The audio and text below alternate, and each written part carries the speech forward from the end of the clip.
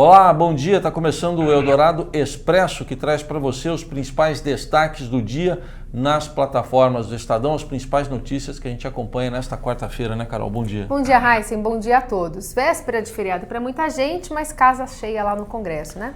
No caso aí, para ouvir o ministro da Justiça, Sérgio Moro, que já presta depoimento à Comissão de Constituição e Justiça do Senado. Ele foi lá para explicar as conversas que teve, conversas atribuídas a ele, que foram divulgadas pelo site The Intercept Brasil, com procuradores da Lava Jato, supostamente com orientações, conversas que estão sendo questionadas. Num primeiro momento, o ex-juiz Sérgio Moro, atual ministro da Justiça, disse que as conversas podem ser autênticas, mas que ele estranha algumas conversas que estão sendo divulgadas e que pode ter havido até uma edição, até o momento ele dizendo que não fez nada de irregular. Esse depoimento se acompanha em tempo real no portal estadão.com.br.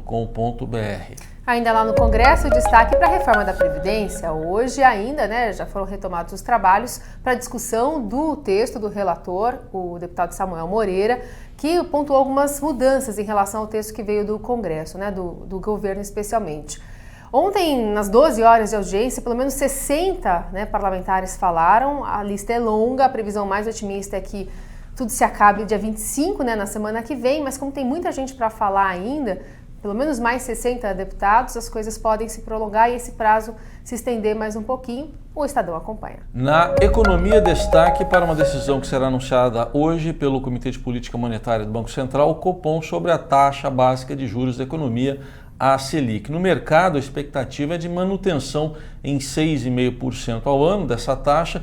Seria a 10ª manutenção seguida nesse patamar, que é o mais baixo da série histórica. Mas alguns analistas apontam que poderia haver ali uma redução de 0,25 diante da situação fraca na economia, mas o consenso é no sentido de manutenção. A decisão será conhecida por volta das 18 horas de hoje. O Estadão também acompanha. E a crise na Venezuela é a responsável por um grande deslocamento de pessoas em 2018. Um relatório que saiu da Acnur, da agência da ONU relacionada a assuntos de refugiados, traz esse apontamento. É um número crescente de pedidos de asilo, de pessoas que foram refugiadas, e se compõe aí esse quadro maior, geral, que fala sobre um recorde marcado em 2018. São 71 milhões, quase 71 milhões de pessoas que se deslocaram entre alguns países por conta de alguma crise, ou fugindo de guerras ou de conflitos, sempre sem nenhuma opção no país, tendo que deixar o seu país de origem e indo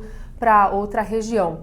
Lembrando que os países vizinhos são os mais procurados, então no caso aqui da Venezuela a gente tem a Colômbia recebendo muita gente e no caso dos sírios, muita gente indo para a Turquia também. No futebol, destaque para o contraste entre elas e eles. Elas, a seleção feminina disputando a Copa do Mundo, eles, a seleção masculina disputando a Copa América. O Brasil da Marta ganhou da Itália por 1-0. A Marta é a maior artilheira da história das Copas, incluindo homens e mulheres, superou o alemão Klose. Ela tem 17 gols agora, com o gol que fez ontem, 1-0 sobre a Itália, gol de pênalti. O Brasil 0-0 na Copa América ontem com a Venezuela, e a seleção recebeu vaias em Salvador. A Copa América continua hoje com Colômbia e Catar, às 18h30 no Morumbi. Colômbia venceu bem o primeiro jogo, a Argentina, e a Argentina joga às 9h30 da noite contra o Paraguai lá no Mineirão. A Argentina perdeu e está com o Messi hoje em campo para ver o que acontece com ela. Foi uma novidade em relação a uma artista mexicana que estampa bolsas, camisetas, cartazes, muito popular. Estou falando de Frida Kahlo.